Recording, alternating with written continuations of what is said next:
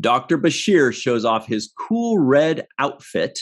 Chairman Nilva is very tempted by snail steaks and drinks Sluggo Cola, the slimiest cola in the galaxy. You guys were supposed to jump in the galaxy. No, in the galaxy. That's right. Hello, everybody, and welcome to the 7th Rule Choir with Cirroc Lofton. Hello, hello.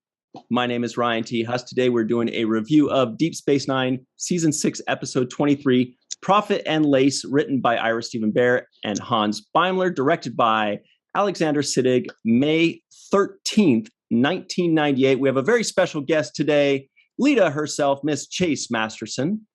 Hey guys, thanks for having me. So happy to be here. And everybody knows it is a Nog episode. So we've got Melissa Longo over here as well. 3 cheers. Yay. Wowie. May 13th, 1998. How things have changed, hopefully, in the last 24 years. So how's everybody doing? Doing great. Doing very well. This episode. Yeah.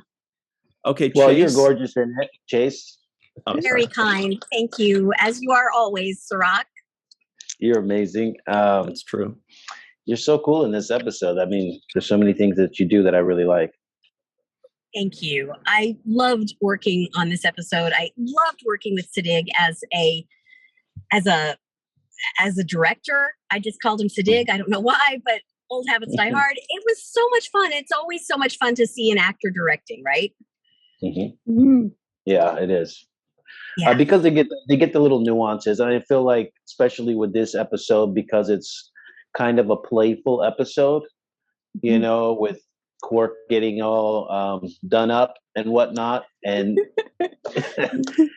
and because it's so playful, it helps to have somebody who's in the trenches with you, who is familiar with you, that can kind of bring out the side of you that might be, you know, some inhibitions, knows how to kind of shake things up so that those inhibitions aren't there. I thought that was a good job of kind of loosening up everybody's feel.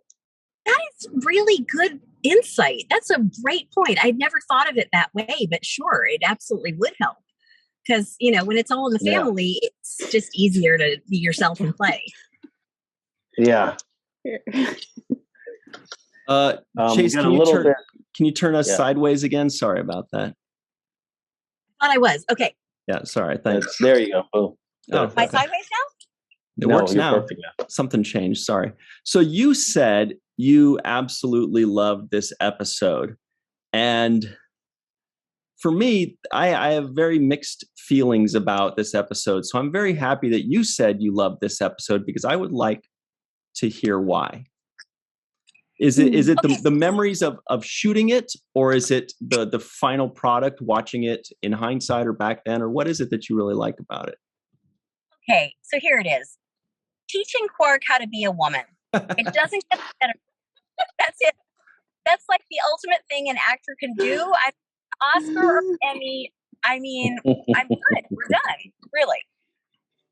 No, it was so much fun because it was so playful. And I think I see things in that light rather than necessarily, you know, the dramatic qualities or the, you know, the final, how it equates to the rest of Star Trek. I had a great time. And I think we all did. And I think it was fun seeing, you know, look, we need these light episodes in Deep Space Nine. The rest of it's so heavy. And it just, I don't know, maybe some people thought it was too silly. I know that happens. People think that of the Ferengi episodes, and that's fine. But I think the comic relief does help. Totally. Was it funny on set those days? Were you guys just focused on getting it perfect? You know, was Siddig like just really like yelling at you guys, you better get it right? Or was it like lighthearted and fun, like the whole gang is here, is what it felt like? It was super lighthearted and fun. And that's partly because of Armin's breasts. Because I didn't think you were going in that direction. Yeah. So they were with birdseed. I should say Lumba, I think was her name, right? Yeah, Lumba. So, like, that's what they were made of, and everyone had to touch them, and everyone had to. And I think that Cecily said that about Moogie's breasts, but how much better if they're Armin's breasts, you know? So that was great. Here it is. The payback of seeing one of your male stars walk around in heels. Try that, baby. So okay, it's schlock, it's shtick, but whatever. It was fun, and as always, Aron was a blast and fun and silly. And Siddig was a great director to work with. I really think he was. He is a good director, and is able to find nuance and fun amidst this nuance and meaning amidst the silliness. Now, did you have rehearsals at Armin's during this episode? I don't think we did. There were no drag rehearsals, if that's what you're referring to. I know that he used to like to get the crew together and the Ferengi family together for rehearsals during an episode. I just wondered if that happened during this one too. He did. I don't think it did. I think that we just let this one go, man.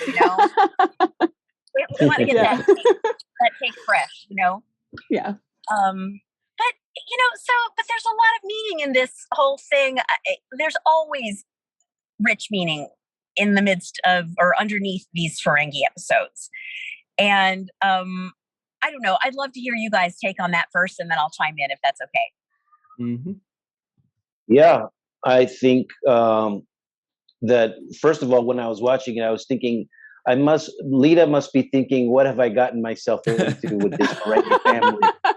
Like this is the family I'm marrying into. I'm like, stuck. Right. Like, damn, I should have thought of the in-laws. You're not just marrying the person; you're marrying the family.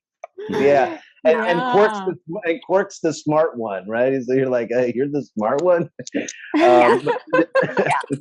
There were some fantastic moments in this. I really like the moment where Rom tells his brother, "You got to walk like this, brother," and you have to.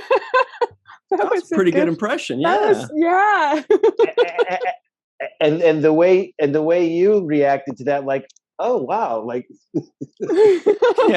yes, like I never knew that you had that in you, Rom. That was pretty good. Yeah, Yeah, and I thought it was funny that you were protecting Rom's family jewels from getting changed into a woman when Quark was like, maybe he should be the woman. You're like, no, he's mine. No. Look, we're inclusive. So all joking aside, Rom wants to walk like a woman, then I love him. It's no, he was great at it. But, he was great at it. Yeah, and even the sitting down. I love the sitting down scene where he's like, you have to. Oh my gosh.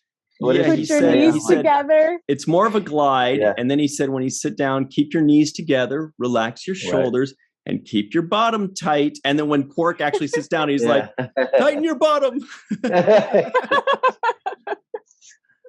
Yeah, I love those moments.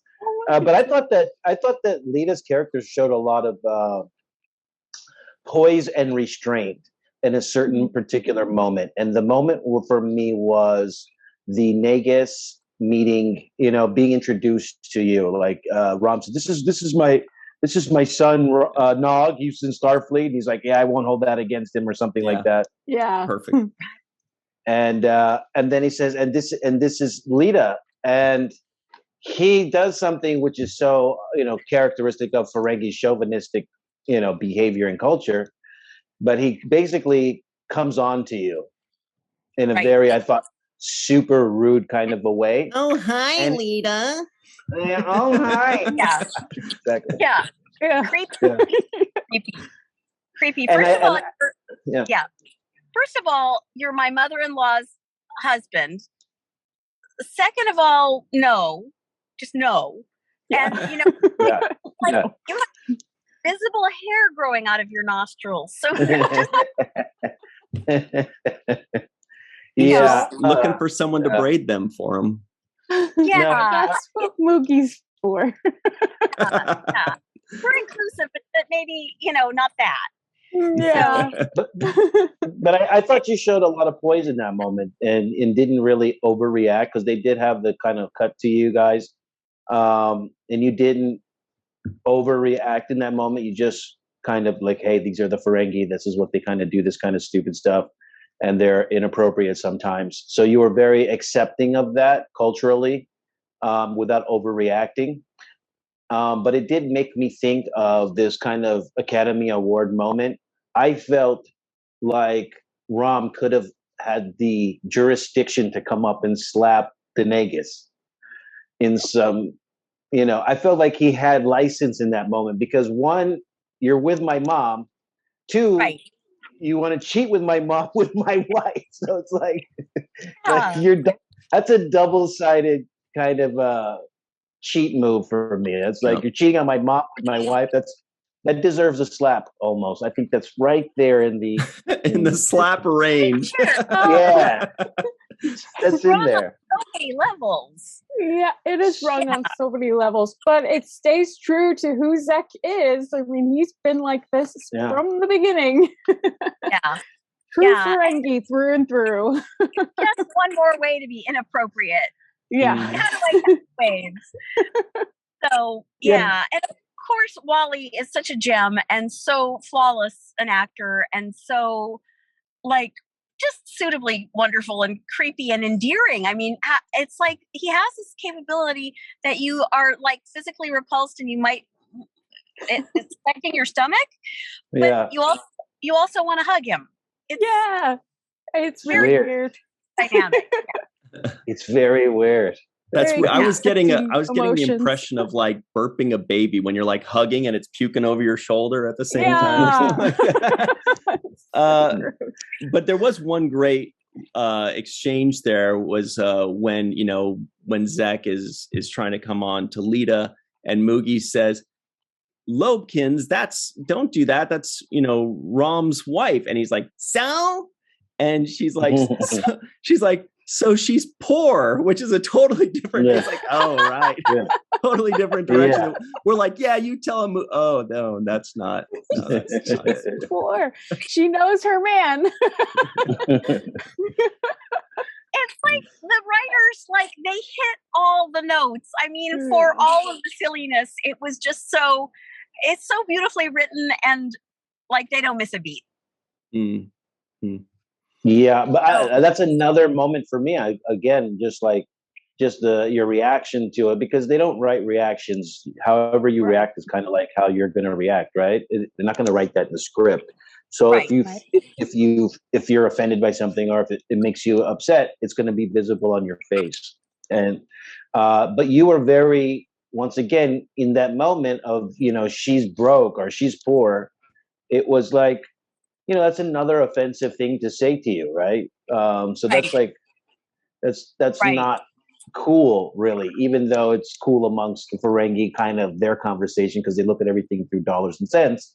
Mm-hmm. But in general, that's kind of an offensive thing to say to somebody, right? And once again, you had the class and the poise to not be offended or react in such an offensive way. You absorbed it, like, okay, this is my future mother-in-law. I'm not going to get off on I'm not going to start one. This her so mother-in-law. You process, her mother. That's my mother-in-law.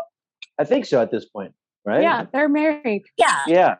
So you didn't start a fight over that. It was I thought it showed a lot of grace on Lita's part to be able to kind of take those blows and not get carried away or overreact, and kind of just show like I have enough class to move on past this kind of low blow that you're dishing out. I thought that was nice. Thank you. I mean, there is an element of when they go low, we go high. Yes. And then also I have to admit, I don't know that I would do that, and it would still be okay when we don't do that. If it's like, hang on a second, you don't talk to me that way. That's probably more of my response. Or don't say that to that person, not on my watch. That's when, Chase the activist comes out and goes, get your, check yourself. And so that's the chase we love. Well, thank you. I think both both reactions are okay depending on where you want to go, the time and the circumstances. Yeah. And exactly. this one is obviously you're dealing with the Ferengi, you understand their culture, you're married to one, you know how they behave, and you also know that the kind of things they're trying to overcome with Moogie and the movement of wearing clothes and empowering women. So I think it's being able to process all of that in the moment is what makes you make those decisions on whether or not to stand up for yourself or to just allow stuff to roll off, you know? Well, yeah, because there is a time and a place for things where you have to learn when to finesse something or when to go hard at something or when to, the duck and let it roll it off your back. So that's an interesting discussion because you have the dichotomy of Ishka and Lita, whose final goals are both the same thing with regards to the Ferengi, which is to enlighten them and bring them more into, a better kind of culture where, of non-chauvinistic tendencies, which is a huge task because they have so far to go. But Ishka is the blunt object. She's like, you better do it, beat, whatever. And Lita is the more patient, subtle, moving slowly, bringing in Rom, who's kind of an easier guy to work with because he's much more caring and open-minded. So they're kind of, I wonder if they did that, the writers did that deliberately to where they're like, well, we can't have Lita be a blunt force object because that's what Ishka is. They need to hit it from both angles. Mm-hmm. Always thought that's a wonderful statement. I really appreciate that, Ryan. I've always thought that about Lita in general, as compared possibly also to Dax and Kira, because they are strong women and Lita is also a strong woman. And it's not that Lita is any less strong. It's just that we all go about having and showing our strength in different ways. Mm-hmm. And there was a conversation recently on the cruise about strength and grit and all that stuff and how our characters have or haven't got it. And I contend that Lita does. You don't have to show aggressive strength or to wear strength on your sleeve in order for it to be strength.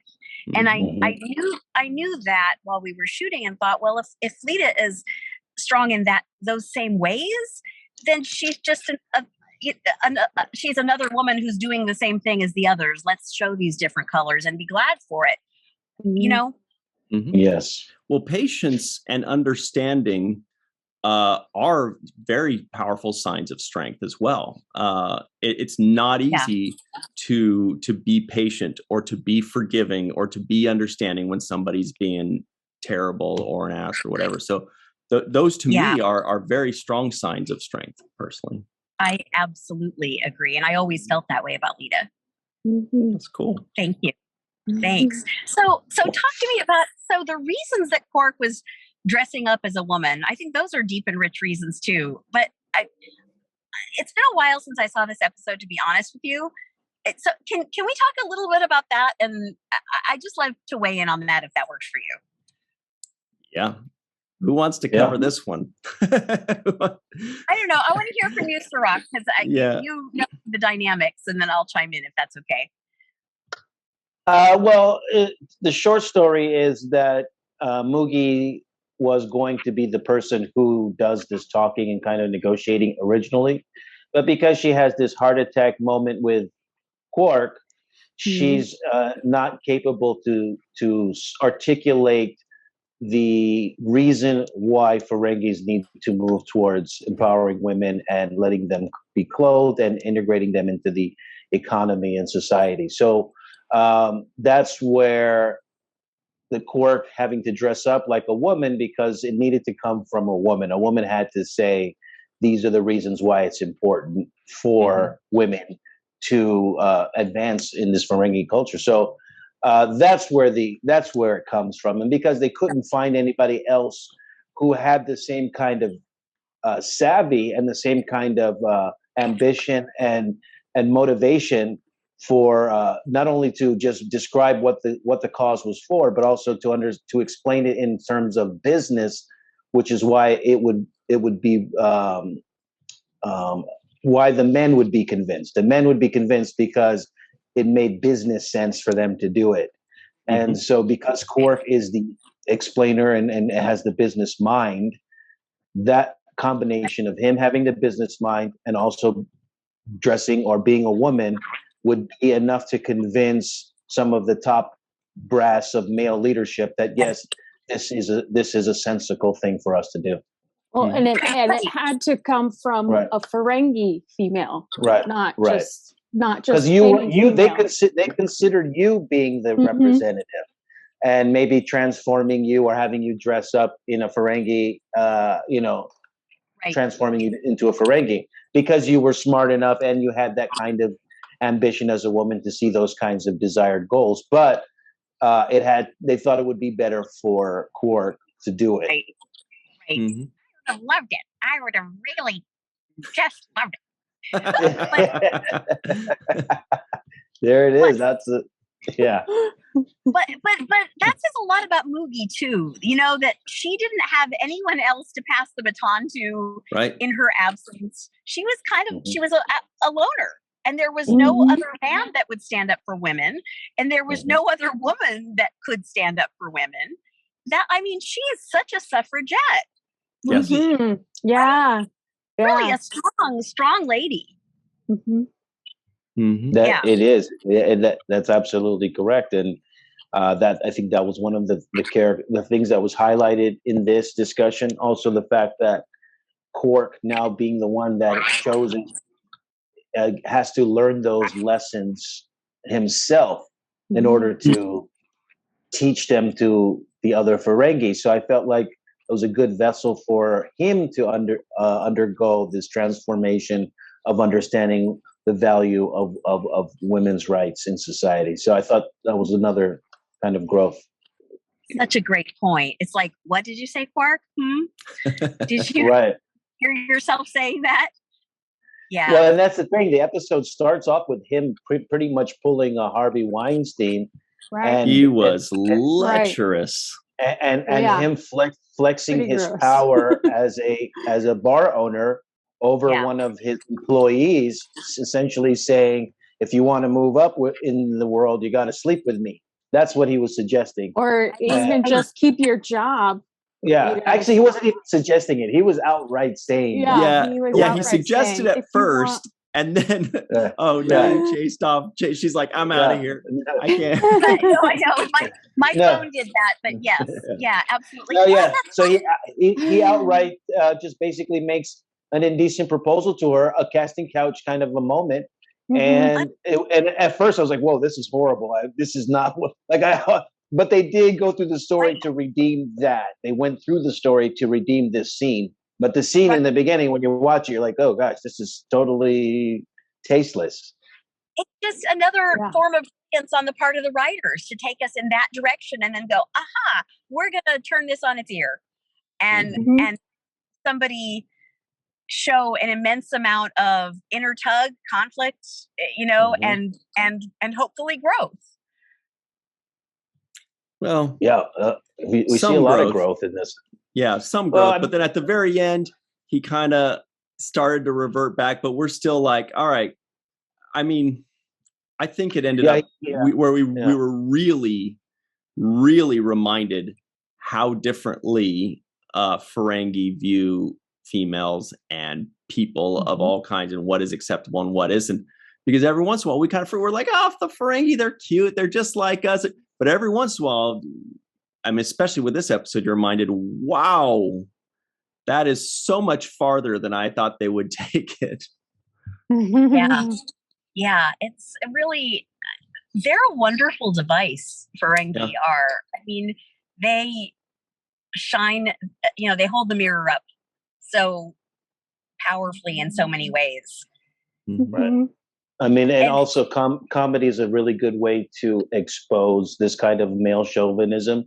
When Will Ferrell did the movie Anchorman, a lot of his jokes, a lot of the jokes in there were about his chauvinism, right? Like just like that was the sign of the time, and that was the joke. We can look at it as a joke now, and it's played as a joke, But still, this is actually indicative of something real that women have had to overcome across the globe, and it's a very real issue. There are still women that are subjugated to this kind of backwards behavior or mentality that they have to stay in the house and follow these certain rules. And that was one of the things they talked about in this episode when they said, well, if we let them wear clothes, then they'll be able to get out of the house, and then they'll get jobs. Right? Yeah. It was so tap into the half of the population you're leaving out. Well, it's the Taliban, right? I mean, frankly, it's extremist. It's extremism. Fundamentalist, anything. Pretty much. Yeah, it's a lot of. Guys, we have to run to our break right now. But before we do, Chase, we know you have to run. So any final thoughts you can give us before you have to go? Because the three of us are about to rage in the second segment. You can feel it brewing. It's coming. But any final thoughts before you got to run? All right. First, I'll just say I can't wait to hear this episode. I always love hearing you guys. And thank you for having me here. And really thank you to everybody who sees these Ferengi wacky episodes for what they are, which is really fun and playful, but even on a deeper level, hold a lot of meaning. And as Cirroc said, we can shine the light up to society through comedy as well as drama.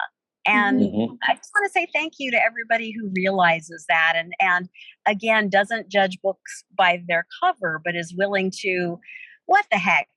I'm preaching to the choir here. It's all Star Trek fans, who know that you can't just see a thing like a Ferengi or comedy at face value. There's so much more there. So thank you for having me here. It was really important to me. I'm actually in my car.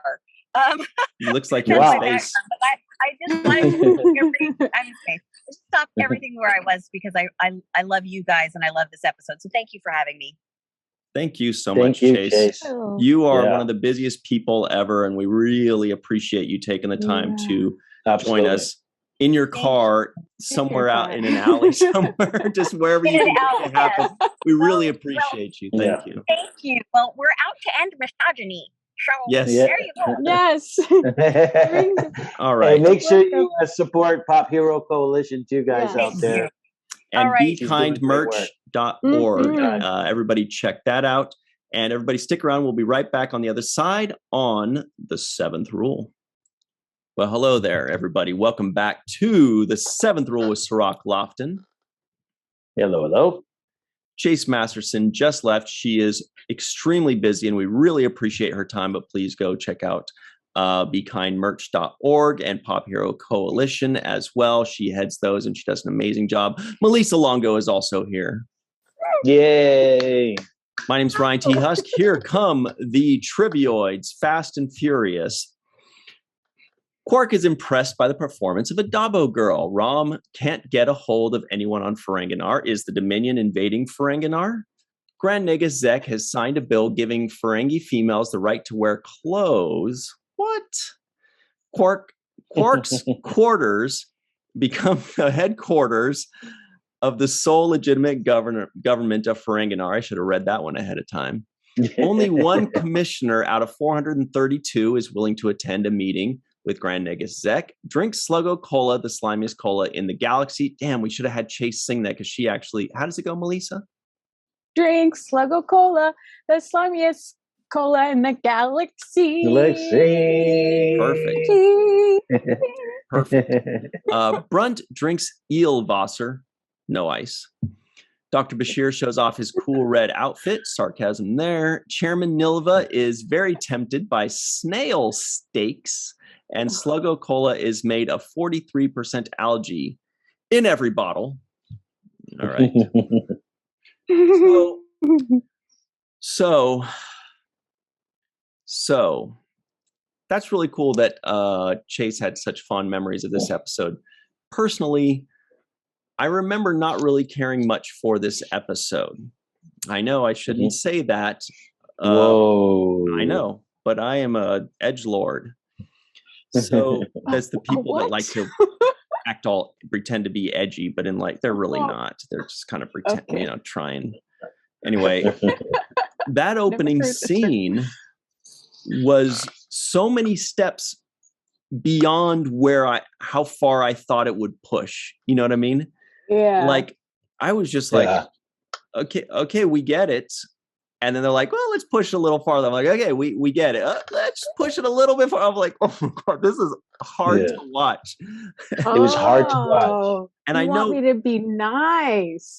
And Melissa, I'm sure you must have had the same feeling watching this plenty of times, but even still going like, whoa. However, I've got to ask you, Cirroc, because I always think of you when like these kind of things happen. Were you just like passing it off as, those are those silly Ferengi, or were you like, geez, how what's going on? No, I was like, this is not aging well. This doesn't age well. No. And it was hard to watch actually, because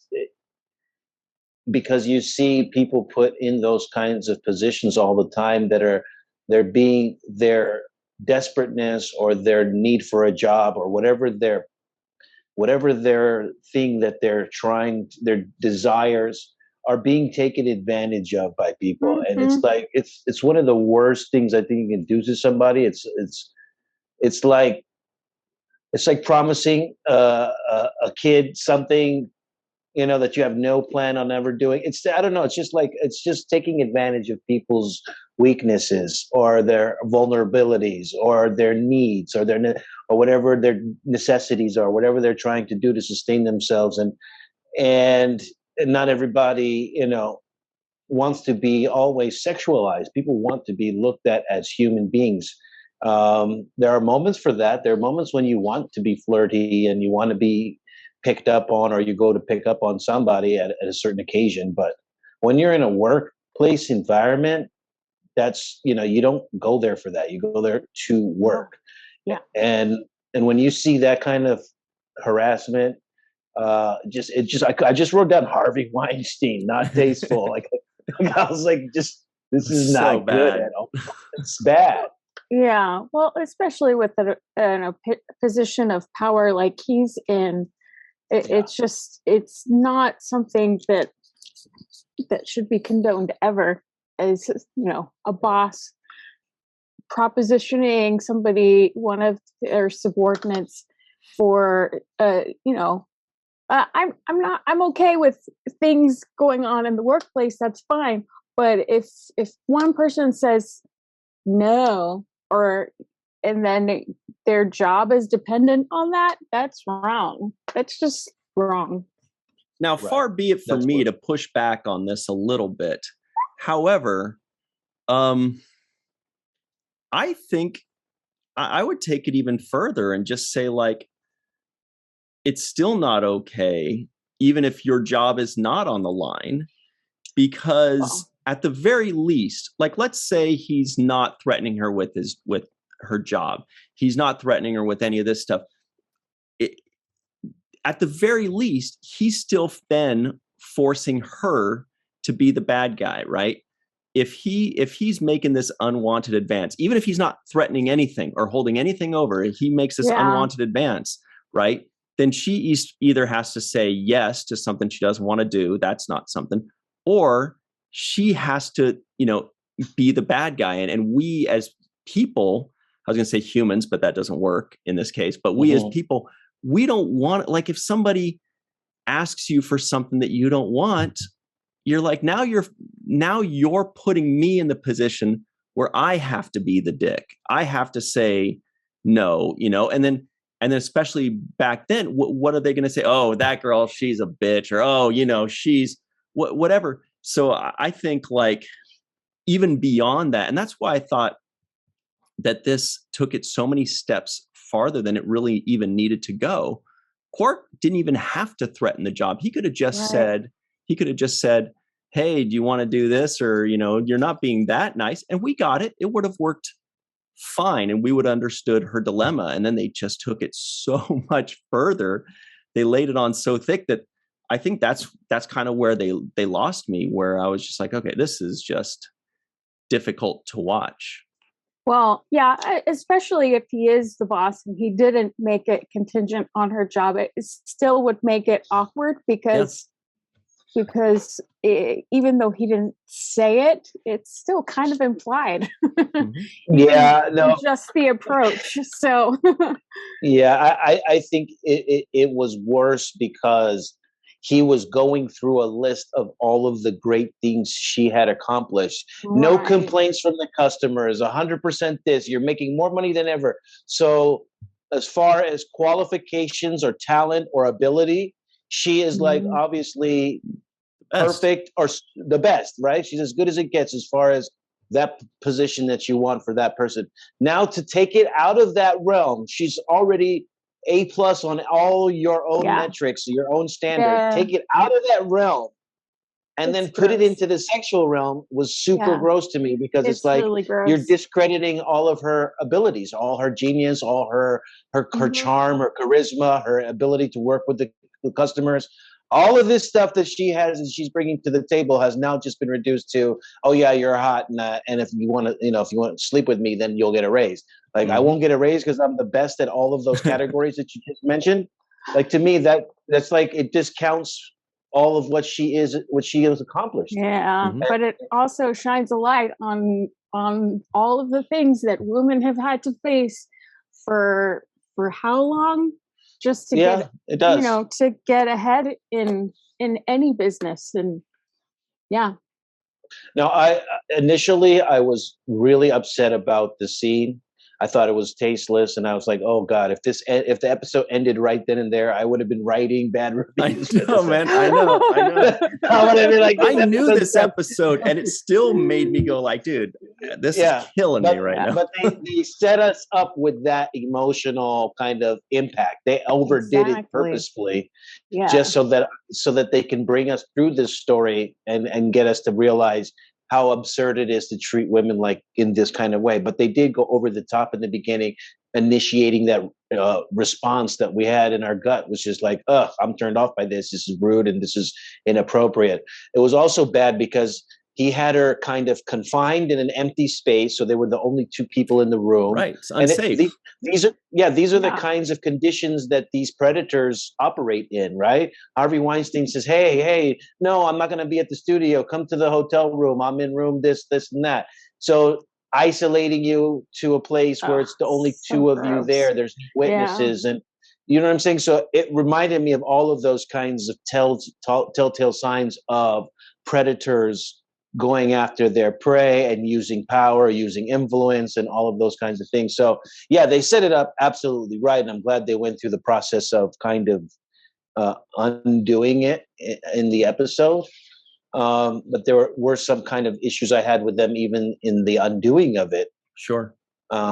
Because I felt like the arguments that were being made for why women need to have their rights was basically purely off of economical reasons. And I didn't like the fact that were no actual to be fair, reasons. They are Ferengi. You got to talk the language.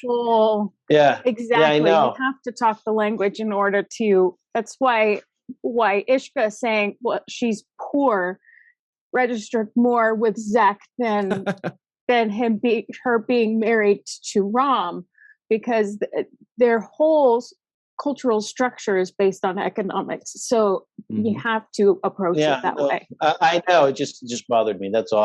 I understand that that's where they go, but it's like, for me, arguing why slavery needs to end because it's more economically viable for the country, as opposed to this is the wrong thing to do.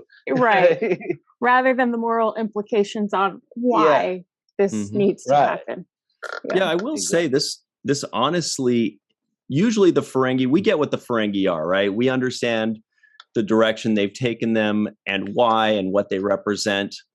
But it was always cute.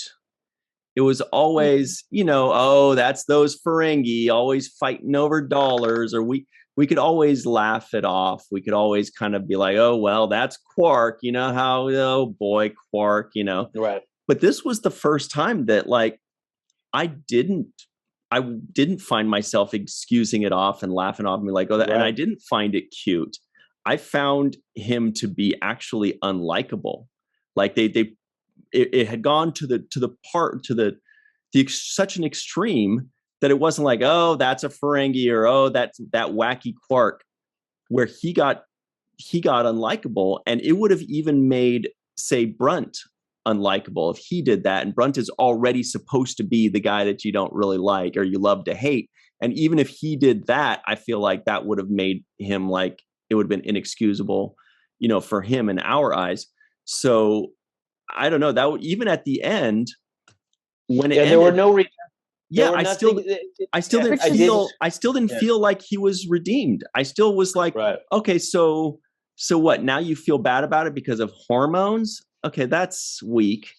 That's weak. And then the other thing was, and then he reverted right back. I was like, okay, I get the humor, but anyway. Yeah, but it also says that women are only controlled by their hormones. Well, that's what was weak about it. Like it's kind of insulting. There were a lot of emotions and hormones were their excuse. And I'm like, how about the fact that he woke up and was like, oh wait, that's wrong. But no, his excuse was, oh, there's just all these hormones. That's what I mean. That was a weak reason. That's not an arc. He did not change as a person. He was just being affected by things that were injected in him. Well, and this is one of the reasons why Armin really dislikes this episode, is because I bet I was going to say that didn't grow. He did not grow. At the end, he should have learned something, and he doesn't feel like he learned anything. Right. I assumed Armin wouldn't be happy with this. And the only lesson they taught was that it's more profitable for women to be integrated or have these rights. Not about the morality issues, only about the profit issues. And also one other thing, the Slugga-Cola executive, who was the person that was, who was there to be convinced, right? Because he was such a big business person in the community.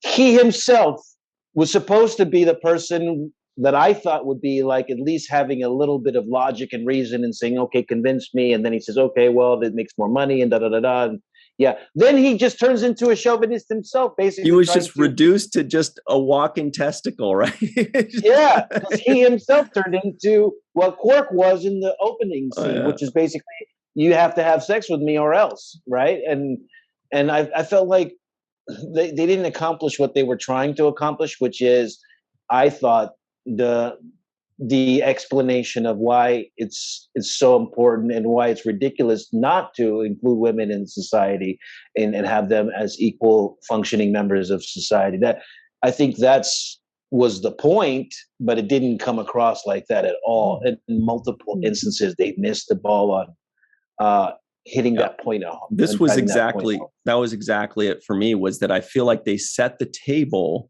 or they came up with a concept that could have worked so well. And then upon watching it, now maybe it worked in the 90s, maybe, I don't know. But upon watching it, it certainly didn't hit the mark that I think they were trying to hit. And shows like, say, Quantum Leap did really well when he found himself in the bodies of other people and saw things from their perspective and how people talk to him in the body of somebody of a different color or somebody of a different gender. He was just like, whoa, this is how people, and then he gained an understanding. And that would have been so great to see Quark get that realization and just be like, wow, that sucks. How do you guys do it? And they're like, well, it isn't easy. And it'll be like, okay, I'm going to stop. That's terrible. Or, anything like that. How you do it is exactly how Ishka was doing it, is finding a way around things and manipulating circumstances to learning how to speak male Ferengi, it's, I mean, you have to learn how to speak male in a chauvinistic society, and this is a reality women have dealt with forever, me included. And you have to learn when it's okay to stand up for yourself when it's not going to be dangerous, when it's not going to get you killed or hurt or anything like that, or when to hold your tongue, because, you know, again, it could be dangerous or whatever. And you have to learn how to speak in a certain way to get your message across. And I think they're doing that in this episode because, so much of that is so true to life. So much of what is in this episode is true to life. Yeah, I mean, and to your point, that's what Moogie is speaking when she talks to Zek, for example, and she's talking to him and says, "You don't want her; she's broke, right?" He's basically she's speaking the language that he would understand, like, and she knows that Lita isn't going to care because she married Rom whether he was poor or not. It doesn't matter to her whether he's got money, but it matters to Zek. So that's that's who he has to convince. She has to convince. But yeah, I just still had a lot of issues with those kinds of things that were just rubbing me wrong a little bit in too many different ways. Like even in that moment we just talked about with Zek when he comes on to Lita. Like I thought Rom, I'm like ready for Rom to come up there and slap him. Like, hey, but that's not who Rom is. Cirroc's been slap happy lately. He's just like slap that guy, slap that guy. This guy should slap him. That is not who Rom is, and not necessarily slap, but at least stick up for his wife. I thought he was going to say, hey, or something to that effect, like sticking up for her. But I didn't. It just, I don't know. There were a lot of elements that I was trying to find, some connection with, and I've just felt like, for example, this is one of the things. The Ferengi have this culture and these traditions, and we know that about them. Usually, and this is what would be okay with me to a certain degree, is if they use their language and their customs amongst each other. I never seen, for example, Quark tell Kira that she's wearing clothes and that wearing clothes offends her, right? And she needs to be in the house because he values Kira, his life. Yeah. Well, exactly. She also doesn't subscribe to your Ferengi rules and customs, did try it with her too. And she said, hey, how did that get there? Exactly. When she grabbed him on the turbo lift thing, right? Quark's smart in that he knows how to exist in his but what I'm saying is he knows the line where to project it and where not to. So he's like, okay, with Dax, for example, he's not going to tell Dax, why are you wearing clothes, or why are you in Starfleet, or why are you working and having a job? You should be doing this and that. He doesn't impose his belief system on people outside of his culture, right? So I guess what I'm saying is I'm okay with it to some degree if Ferengi are doing it to other Ferengi and having these discussions amongst each other. But when you go outward and start imposing it on Lita's character or this Allura. girl who works, Allura, this woman who works at the bar, now you're, to me, crossing the lines of what social accepted behavior is amongst a mixed group of individuals where everybody comes from different backgrounds and nationalities and planets. Right. So, and there's that. Right. He can't claim ignorance. I think your bigger point is that he can't claim ignorance and saying, "Oh, well, I didn't realize what I was doing was bad," because he doesn't try it with the others. So he knows that this is not an acceptable way to act. Right. Quark knows, yes, and he, for the most part, generally knows the rules of culture, except for when he's propositioning his employee.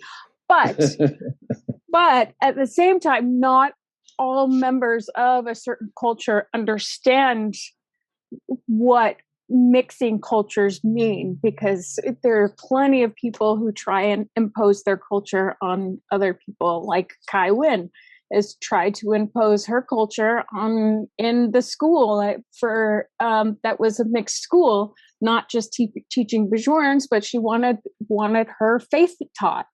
Klingons impose their culture on a lot of people.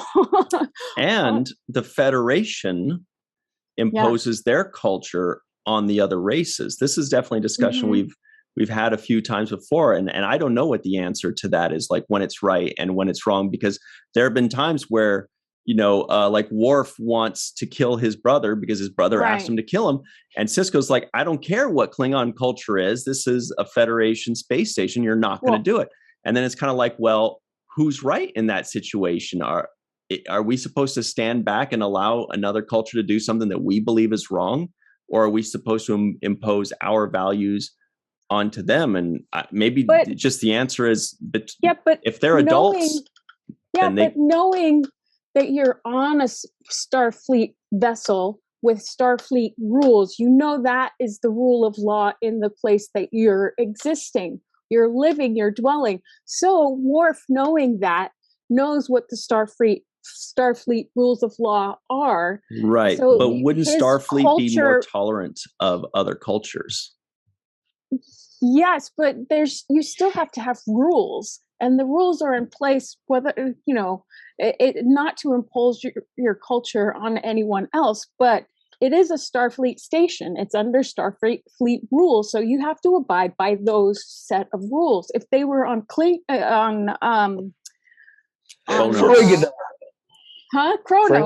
If they were on Kronos, that would be a different story. And who knows if they were on Ferenginar, if that would be a different story or not. But the fact is, they were on they're on a Starfleet space station under Starfleet rules. So you have to abide by those guidelines. So, I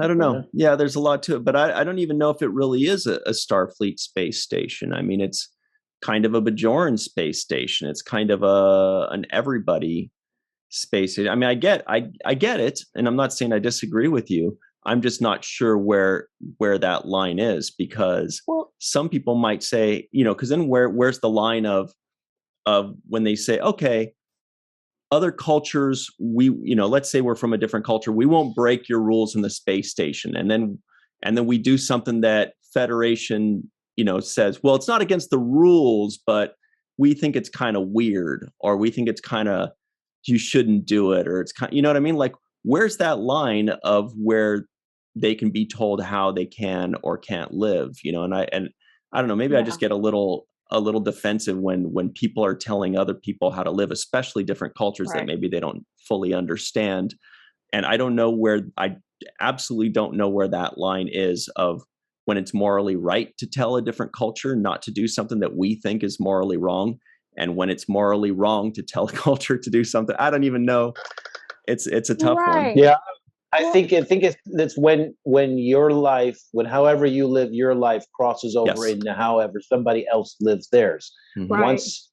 Once you've crossed there, then I think that's when it becomes wrong. Like if I can no longer live my life how I want to live because of how you want to live yours, then the line is crossed. Agreed. But then what about if the Federation is watching the Ferengi mistreat their females?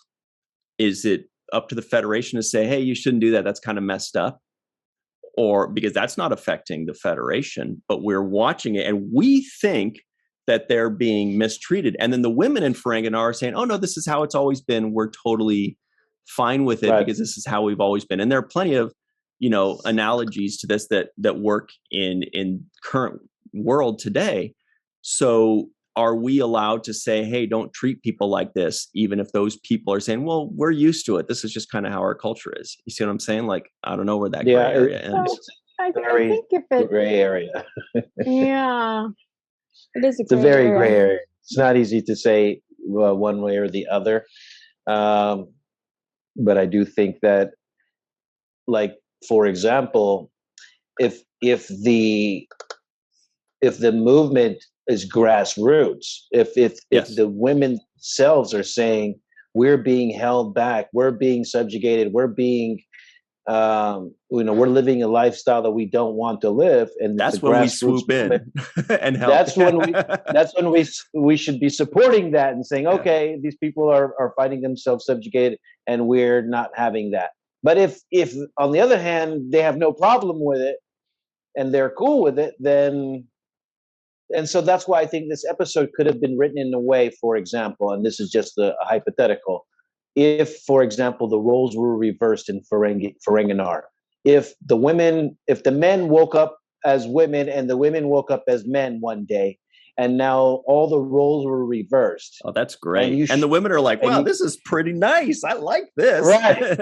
And the dudes are like, this sucks. Yeah, like, hand me my clothes. Like, no, you can't wear clothes. Like, and let that play out and show how ridiculous it is when the shoe's on the other foot. I think could have been another way to show how morality wise, or whatever you wanted to tell in this story, about how ridiculous this society is functioning, right? Once men have to experience the same thing, then they'll come to their senses, and then we'll have a realization, and no man will want to do that to a woman, because that's what they had done to them, and they experienced what that's like. So to me, that would be a better way to kind of tell this story about, the differences between what each sex is experiencing. Mm-hmm. But that hug with Odo at the end, I thought was a hilarious little moment there with that was cute. Quark and Odo. He looked so pained. He was like, let me get out of here. There's so much pain in his face. He looked so uncomfortable. Yes. He was like, oh God, what is Odo is so cute. He's like, can I have a hug? He's like, oh, like, you serious? You want a hug?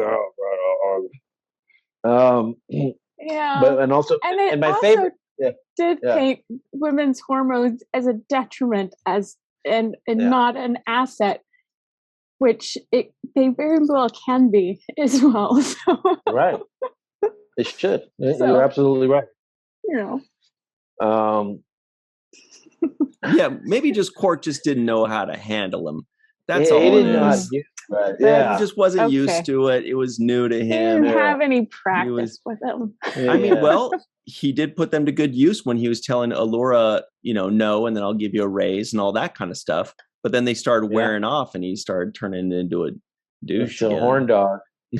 Corn dog. Well, we only have a minute or two left before we got to run to the free-for-all. The weird thing is that like Star Trek usually leaves me, no matter what the episode, it leaves me feeling good. And this one left me feeling like there were good intentions that ended up missing the mark for me, personally, that missed an opportunity where now maybe that's just, that we have the benefit of 24 years of hindsight, and we can look back and be like, you should have done it this way, 1998. Maybe in 1998, people were like, yeah, that's really good. I don't know. But it was a little, for me, it was a little bit tougher, and it just felt like it had really good intentions, and it could have worked really well. And then it just missed the mark in a couple places, that very beginning, and, maybe, and then in the middle between Quark and Nilva, and then at the end. But we gotta get this thing going where we have this new segment, you guys. We've been talking about this for weeks, and we keep forgetting. We got this baseball here. So who gets the home run of the episode? Was it the DP? Was it an actor or actress? Was it the director, the writer? Who gets the home run?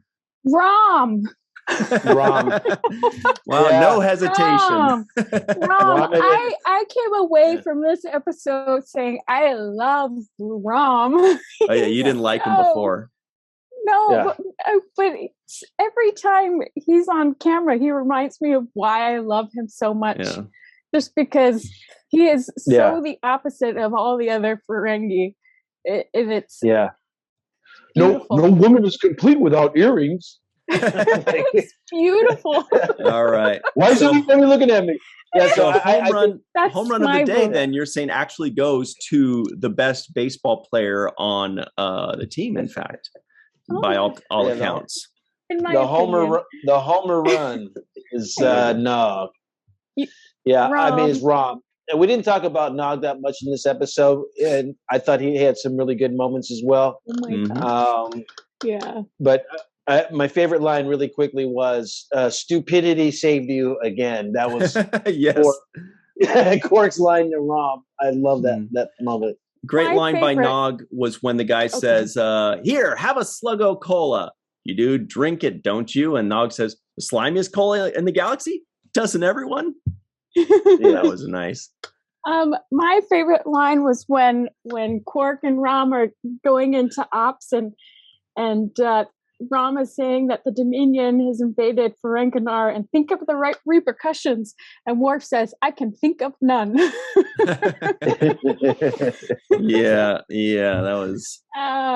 That's good stuff right there. Yeah. So we do want to give a very special thanks to Homer Frizell in Walter Koenig's former apartment building in New York. Doesn't quite roll off the tongue nearly as well. Dr. Marie Segal, Eve England out in Wales, Yvette Blackmon-Tom, Carmen, a.k.a. Skillet, Timothy Baum, TJ, Jackson-Bey out in Missouri, Bill Victor Arucan. Melissa was like, oh, he's going to do it. You're like, that was great. I was waiting. Titus Mohler, our pal, Darlena Marie, John Mann, Dr. Muhammad Noor, Tierney C. Diekman, on a post, Rex A. would, but Melissa wouldn't, Neil O. Palat, Dr. Frank Sobozhensky, Patrick David Lindsley, Joe Balsarati, and of course, everybody's favorite entomologist, Dr. Susan V. Gruner. All right, everybody, stick around for the free-for-all. Cirroc will guess the IMDb score. Oh, nice. Sluggo Cola. That's my good. Sluggo Cola logo that I made. That's awesome. It's a slogo. And and we also got a couple NAMs we can talk about on the other side. So until then, stick around. We'll be right back with the free-for-all on the 7th rule. Hey, welcome back to the 7th rule. You have reached the free-for-all portion of this episode. And today, we have Dr. Sue Gruner with us. Grandpa One, Tim, over there, he's surfing again. It's pretty still seas, though. We got Miss Melissa Longo with our friend Mochi as well. Hanging out. We got Tierney C. Diekman on the road, coming to hang out with us tonight. And Mr. Homer Frizell from New York. See, I tried to good to mix it up. Yeah, I'm trying to mix it up, man. Trying to keep everybody on their toes. And then we have Mr. Cirroc Lofton, whom we all know. Mixing it up. Mixing up. Some mixed bag of nuts tonight. With pistachio nuts. Oh, can I have some of those? Can you pass them over? Just toss them down. That would be great. Here. And of course, we have Ryan T. Husk here as well. Yeah, I was just glad that all that bag of nuts talk just died right there and didn't go any further. But who doesn't love pistachios though, right? Yum. Delicious. You get paid for that advertisement, right? Here's hoping. I hope they pay me by giving me a big. Never mind. So here it comes. Oh God, Tim liked it. What? Just like some product. We're going to lose Tim a lot on this one. I don't know. Okay, let's just get into it, you guys. This one is crazy. We've had a lot of fun so far. We've had a lot of good conversation. But before we get into it, there are two things at the top that we got to mention. Number one is, this is the fun one, Jake Sisko guesses the IMDb score. Oh, we didn't do that? No, this is, we purposely saved it here. Yes. I'm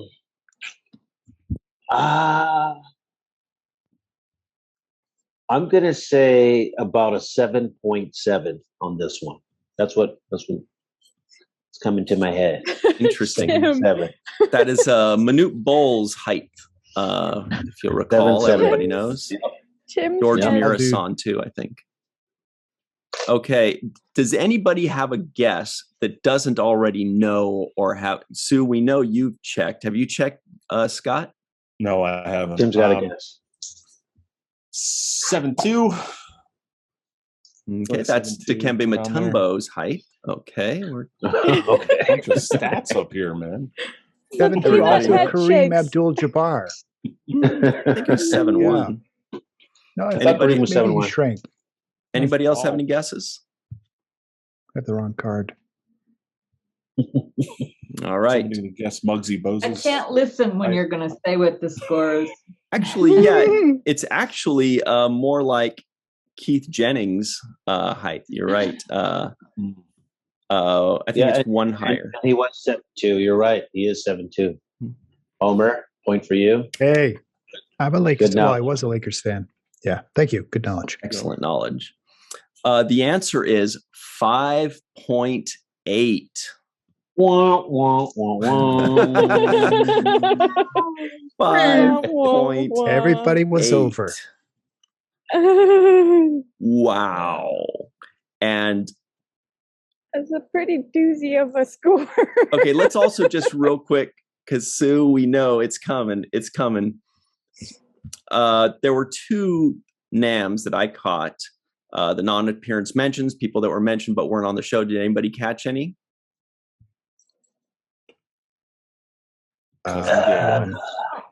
Yeah, the cousins. Cousin The, Gayla. Yeah. Oh, yeah, I Cousin was- Gayla. yeah. Yeah. Cousin Gayla. What was the other one? Lek, right? Wow. 8. Yes, Wow. exactly. Yeah. Good Whoa. job. Lek is a tough one to remember. Lek is a. It's a hard He was one. just in that I one wrote it episode, down. I think. Throwing Yeah. knives. Okay. Timber. So I guess this is it, huh? And I gave it a high score because usually the Ferengi episodes get higher ratings because people like them more. But I Some think do. they missed the mark on some of the things they were trying to hit home with this episode. But let everybody else weigh in, and we'll kind of see what they think. Yeah. All right, Sue, you've been patient enough. She's been like, let me at him. What are your thoughts? I was astounded when I read the review on IMDb. They hated it. They said it was one of the worst episodes ever of Star Trek. Ooh. I've watched it twice this week and I was laughing my ass off the whole time. And I completely understand what they were trying to say, but it's not up to Star Trek to tell everybody the way things should be or whatever. It's a television show. It's science fiction and it's supposed to be fun. And that's the way I looked at it. Do I think they missed a little opportunity? Yeah, but again, they're taking it way too seriously. I thought it was fun. I keep wanting to say Lamba, and I found myself laughing at silly little things. I'm so glad they made Quark wear high heels. I thought it was hilarious, and that's all I have to say. I do get what they were trying to say, that women were treated. I've been there. I've been where female Quark was, and it's not fun. It's inappropriate, but I don't think again that it's up to Star Trek to. I don't even know what the right word is, but I'm just going to say I liked it. I gave it a 10 today. I was pissed off when I saw that 5.8. Wow. Okay. Great. Okay. Well, let's flip this over then. What did you like about it so much that you thought it was worthy? Was it just that you laughed a lot? What was it? Yeah, it made me laugh. I loved the costuming. Ferengi women apparently have huge boobs. I was laughing at all the outfits. I kept thinking, did he get Jerry Ryan's uniform or for a day when he was shooting that show? So some of other silly things that I was thinking, but I thought it was hilarious. When they all sang the slimiest cola in the galaxy all at the same time, every little thing they did, I thought they hit it out of the park, which is apparently what they wanted to do. I guess I'm the only one that thinks that way, but I really liked it. I thought it was interesting. Yeah, you are. And from the point of view of a Ferengi, everything was correct. I'm not saying it's correct in real life, and it of course it isn't. But interesting. All right. Well, Goldu Scott, you've got that sinister sneer ready and waiting. I've been practicing it in the mirror. How do you feel about this episode? 5.8, 10, 1? I don't think the 5 was too fair. I also don't know if like 7 was where it was. I don't know. It's difficult, but this episode is one that takes thinking. Like you gotta think about what they were trying to say. I feel like some of it, the only problem that I had was where some of the punchlines fell, like with laughing at Quark for wanting a hug. I felt like that punchline falling where it was kind of, but then I look at the levels of just misogyny, honestly, from the original series to TNG, and then DS9 can pull this off and tell about this entire society that is completely turning around and going in the correct direction. And then you got Ishka doing everything that she did, and she's only, how many episodes was she in total so far? Maybe like 5 or 7. Maybe. And then Nam's like 3 or 4 times too. Don Adams' yeah, daughter. So for the amount of time that she has turned over this, entire culture, this whole planet, and then who knows what we've seen from what we've seen in Discovery, that far in the future, they're diplomats in Starfleet now, which I don't think would have happened without Ishka and with everything that she's doing. I don't think that it's just entire society without that family with her and Nog, enlightening almost an entire planet. So yeah, I think I could see past a couple of the spots where the jokes might have fell. Also look at the time frame as well that it was coming out, where you can't tell some of those gags now on TV. But the answer is very quickly, Cirroc, you were right on. It was 5 times in total, but only 4 that we've seen so far. So this would be the 4th time. Yep. So she's leaps and bounds. Obviously, she's one of the most important characters probably in the franchise. Turn an entire civilization around like that. Absolutely. So yeah, I would give it a 7-2. I think would be fair. Okay, another Dikembe Mutombo guy. All right.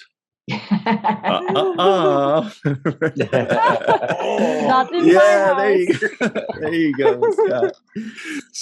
Scott, that's a point that you brought up, because like in the women's suffrage movement, she would be like somebody that would be really celebrated in Ferengi culture, because she stood up for all women. She's the Rosa Parks of the Ferengi culture. She's or the Dr. Martin Luther King. She's basically speaking up on behalf of these women that have been oppressed. So she would be somebody that's very celebrated in the long term of things.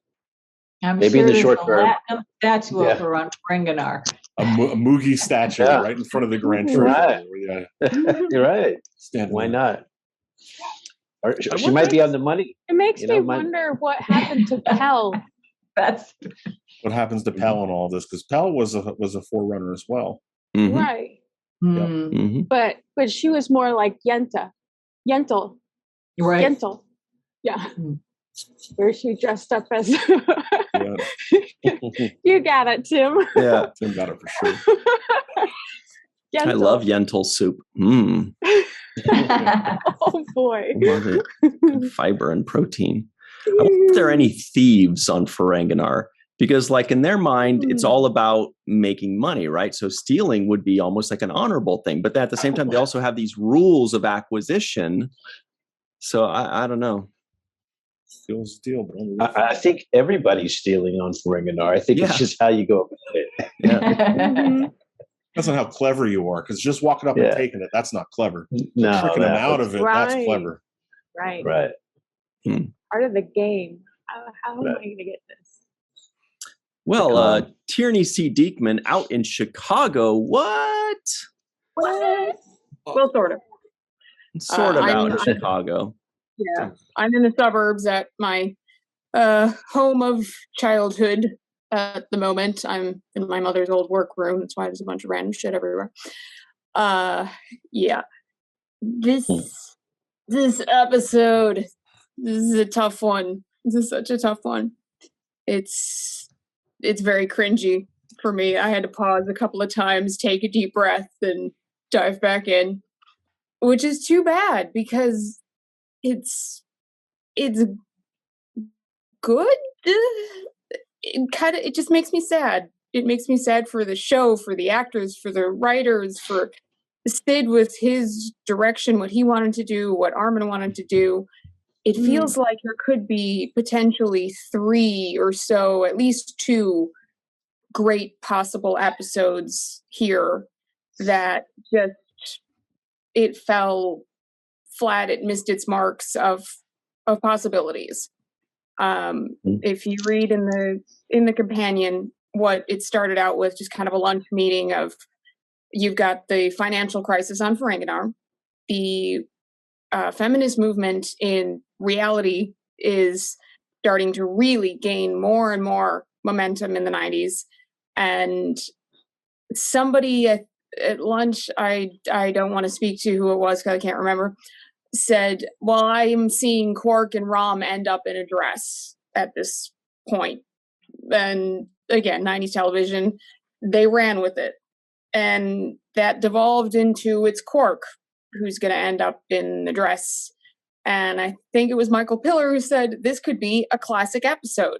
And that kind of goes on what Sue was saying, who has the right idea. This is Star Trek. It's not up to them to dictate what society is supposed to be and act like and do. And it's also science fiction. It's also entertainment. Take it with a, big margarita full of salt and enjoy it. But it didn't end up a classic. It really could have. It also could have ended up really, really poignant about the feminist movement, financial movement crisis on Ferenginar, the relationship between Quark and Moogie. And we didn't get that. There's elements there, and it saddens me. I want to reach through the screen and go slap the writers and the actors for letting it fly, for what we had there. And it's the seventh rule does not condone violence. Please continue. It's the last of the full Ferengi episode that we get, as I think Ira put it. It's the nail in the coffin of Ferengi episodes. But it did bring up a point that I never thought of before, and I know why I never thought of it before, because it's not an issue that I personally am familiar with, and I'm sure other people have brought it up and looked into it, and I'm almost positive there's got to be lots of information all over the internet. But in Federation societies, races that have the resources, so they just straight up give Quark a sex change. Like, as far as we know, at least aesthetically, he just opens everything up to show Nilva and Brunt that he's full on female. Are there trans? Do people have that issue when the resources are there, that if they feel that they're not in their right body, can they have that body what they want and then move on with the lives that they want? Does that problem exist for them when the Federation can offer that? Does anybody have any answers for that? I don't think I think it's a non-issue, honestly, because the That's dermal regenerator is like that, so it should be a non-issue.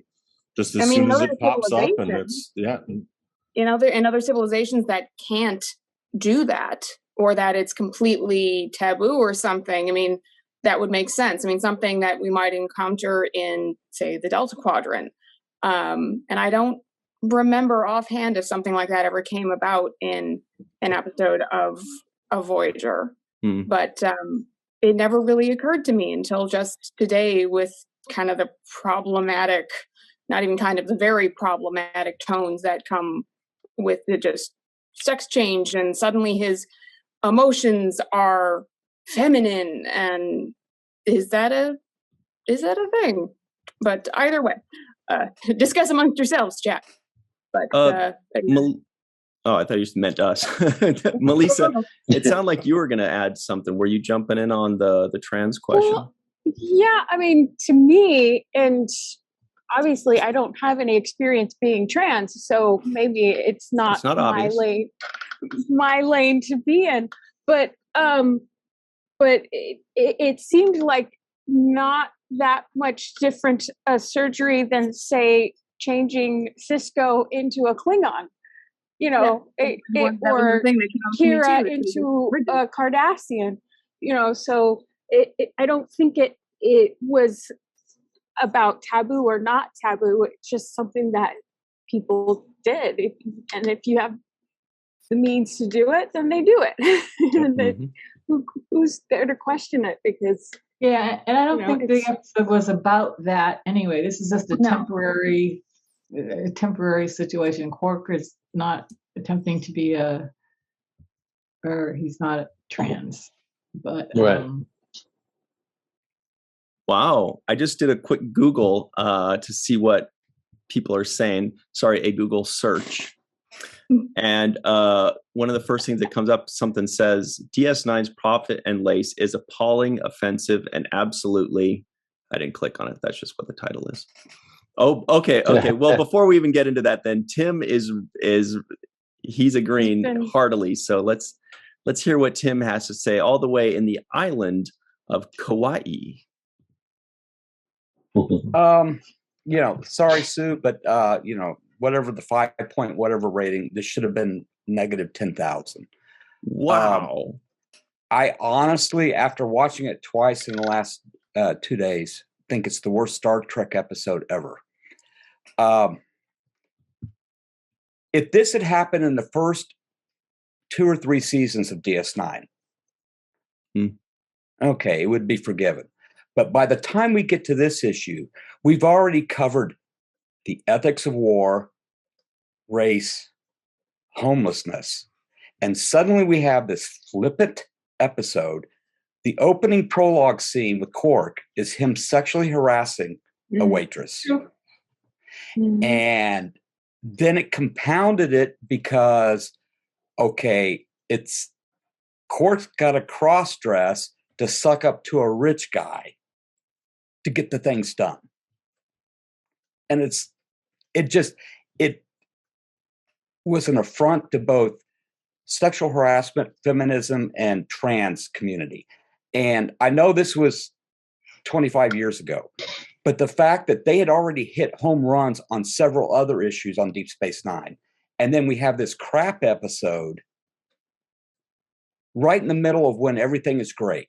It was being the parent of a trans kid growing up as my mom was a feminist, my father was civil rights, and it's like this episode, I remember the first time I saw it, I couldn't watch it all the way. But because we're doing this, I definitely watched it through so I could, and I'm like, it was the worst episode, period. I mean, if it had happened early on, I could understand, because they, Deep Space Nine, the writers were starting to get their legs, and how far can we push some of these issues? But by this time, they'd already pushed the envelope, and they just dropped the ball completely. So, Tim, maybe you're the right person to ask what specifically makes this so offensive with regards to trans issues. The fact that it was just used as a tool. Cork obviously was not trans, but he was willing to cross-dress to get things pushed. And it's like, that's not what the trans is. It's, you're in the wrong body. And I'll give him this. It was 25 years ago when that was not something that was really in the forefront. Mainstream. Yep. And so now we're looking at it in the current climate. Mm-hmm. But at the same time, I think the thing that bothered me the most was that he had to dress up as a woman and flirt with the rich guy to get what they wanted. Mm-hmm. And I get the other thing at the very end, the whole final scene where Cork was like, the waitress is going, "Oh, this sounded kind of cool." We had established Cork as, he's somebody with gray ethics, obviously, but he's got a heart. And we've seen this various times. And they pretty much made him a dirtbag in this episode. He learns nothing.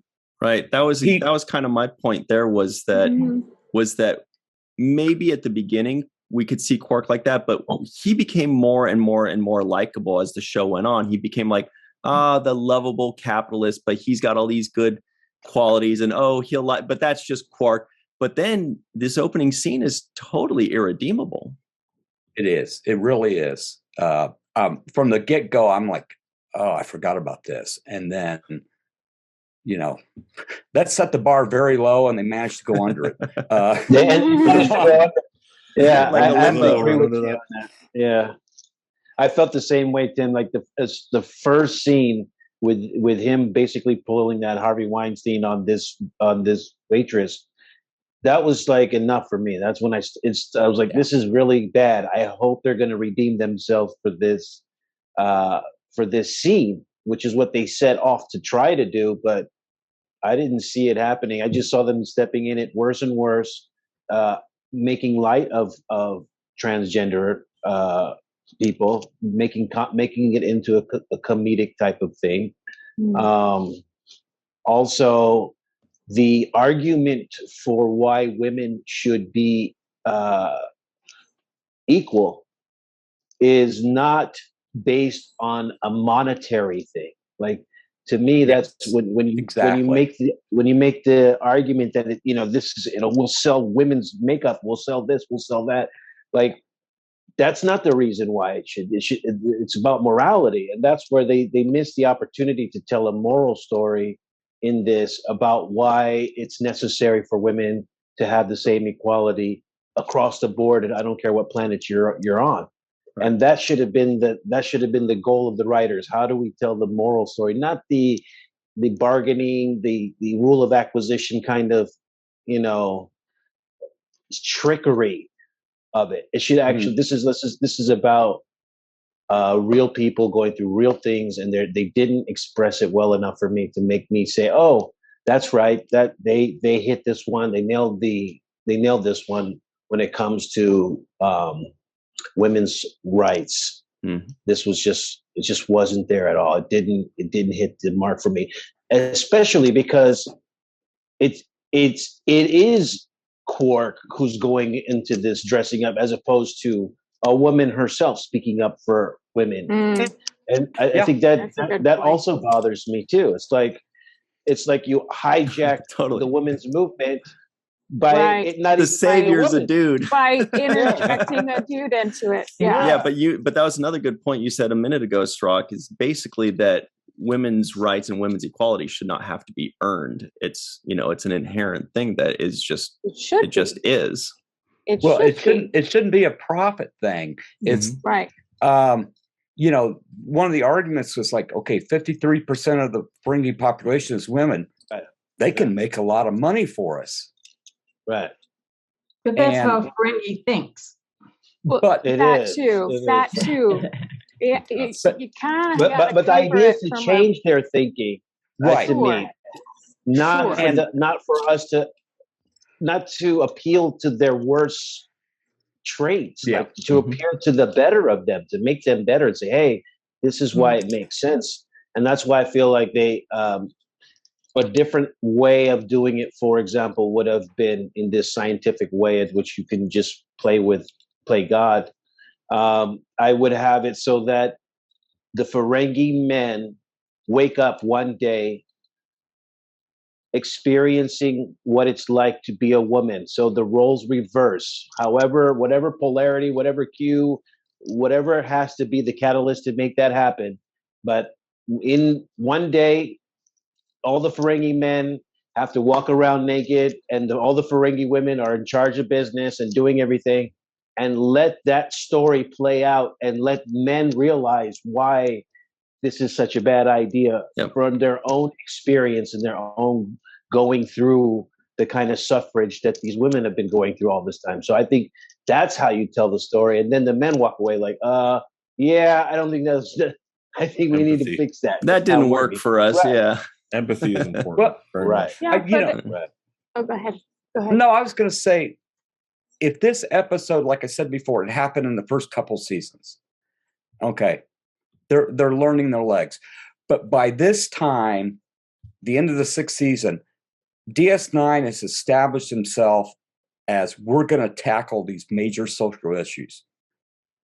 And then they just, it was, anyway. Sorry for taking all your time. So I know Homer wants to talk. Not at all. Yeah, we got a lot of things to say about this. But yes, Homer has been extremely patient. And he hasn't been shaking his head very much or nodding much. He's just waiting. So we're all dying to hear what you got, Homer. Well, I think the rating is pretty close. Maybe we go with a Spud Webb or a Muggsy Bogues. 5-3 like even. Wow. Yeah. Yeah. Certainly not Matumbo territory. And I agree mostly with what Tim had to say again, except for that rating. I think they missed. So we talked about the Ferengi echo chamber, of, okay, it's about profit, which, that's the audience that they were selling to. I think it would have been interesting if we had someone from the Federation that was in that room.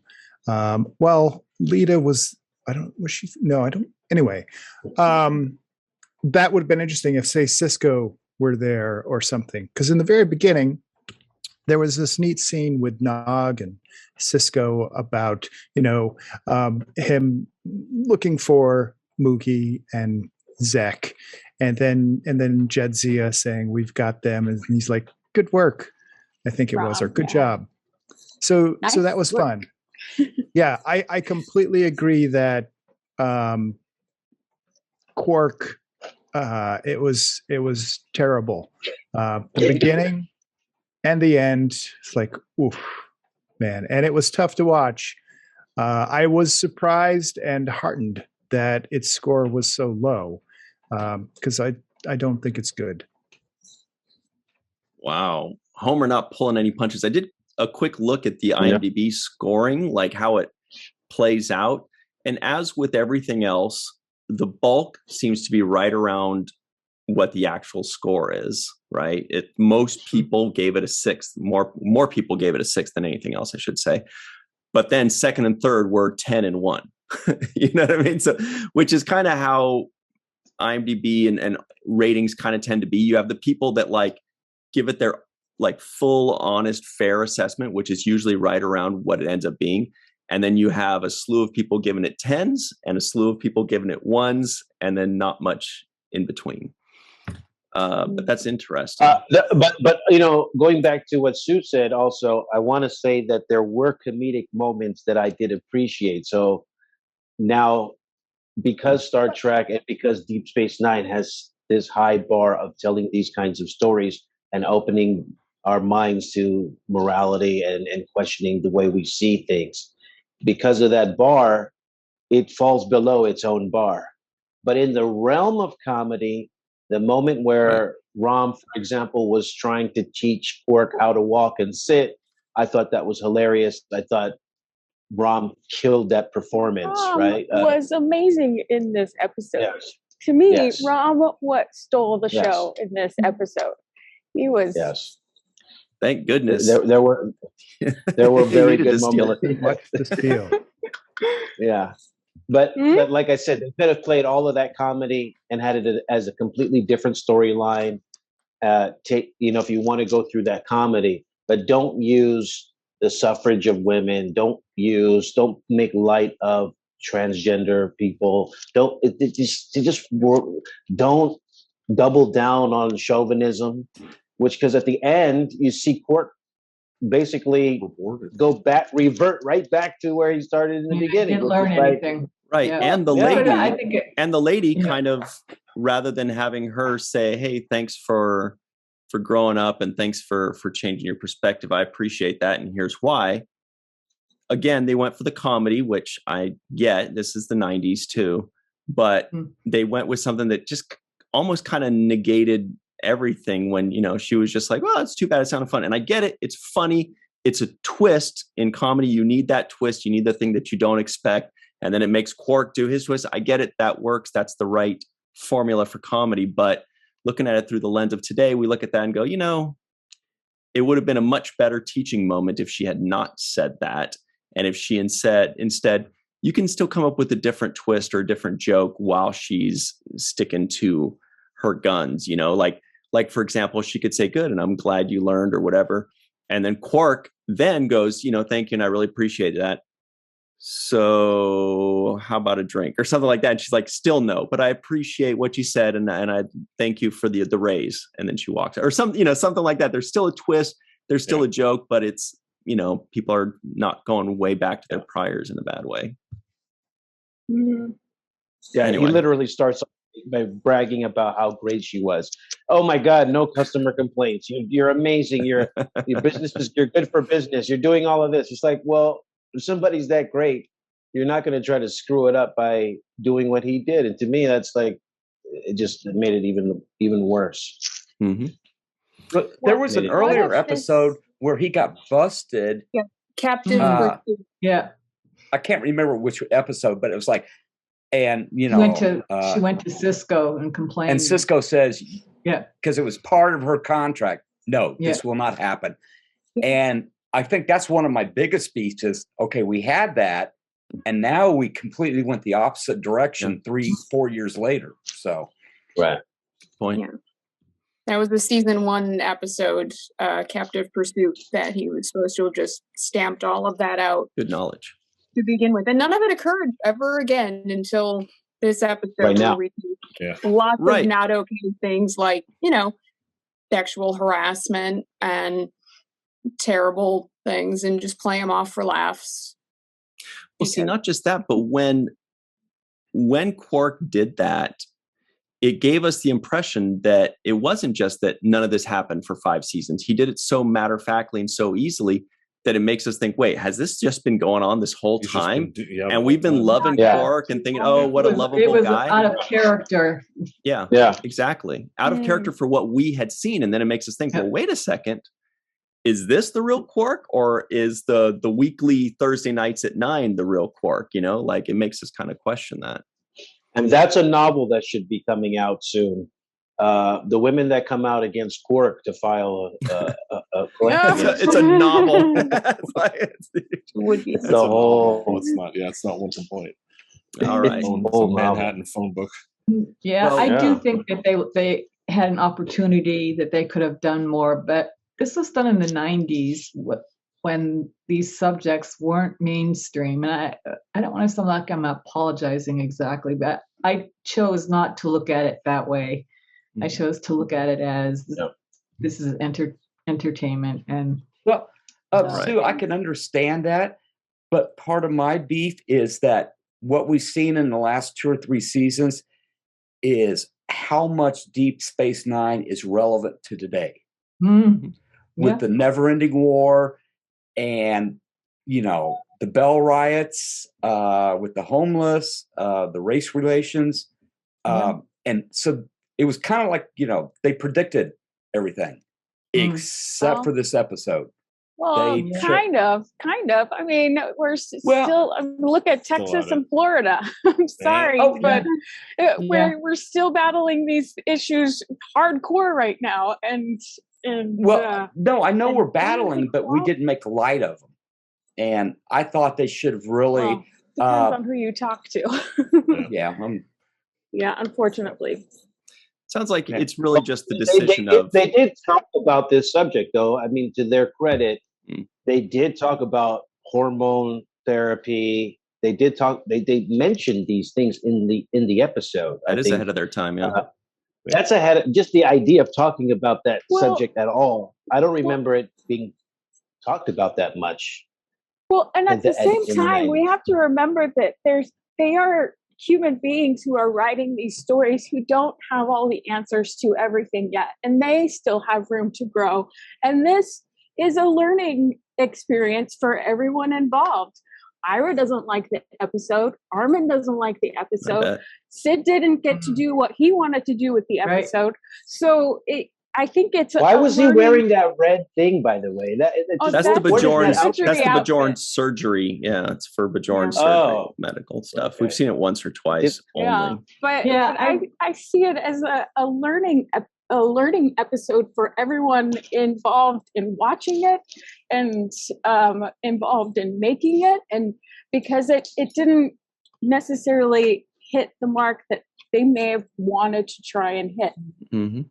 Yep. Well, here's a final. They had to reshoot a bunch of scenes that really? Sid initially wanted them to be darker.